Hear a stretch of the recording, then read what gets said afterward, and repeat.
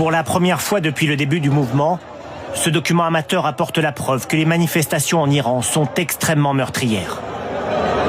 Sur des dizaines de mètres, parfois à même le sol. Ils l'ont déchiqueté. Des corps alignés dans des sacs en plastique. Il y en a des dizaines. Peut-être des centaines. À leur côté, des familles éplorées, désespérées. Sous le choc, certains perdent connaissance. Ici, des familles patientes auprès d'un camion. À l'intérieur du bâtiment, des hommes, des femmes tentent de reconnaître leurs proches sur un écran où défilent les visages de personnes mortes. Certaines sont mutilées. Posté sur les réseaux sociaux cet après-midi, nous avons pu déterminer que cette vidéo a été tournée dans un hangar de Téhéran, près du centre médico-légal de la province. Ce soir, même cette télévision proche du pouvoir diffuse ces images du lieu et des corps, indiquant que ces morts sont liés aux manifestations.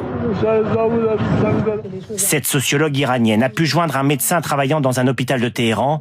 Elle décrit un carnage. Les médecins avec qui je suis en relation par téléphone, ils m'ont dit que dans leurs hôpitaux, la morgue est tellement pleine qu'ils ne refusent recevoir les cadavres. C'est catastrophique. Sur les vidéos qui nous parviennent d'Iran, tournées en marge des manifestations, la nuit ou le jour, on entend régulièrement des tirs. Tout à l'heure, le président iranien lui-même a semblé reconnaître que le mouvement avait causé des victimes. Malheureusement, les événements qui se sont produits ont causé des problèmes à certaines familles.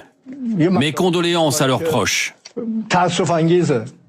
Chers jeunes, nous vous demandons de ne pas vous laisser tromper par ces agitateurs et par ces terroristes.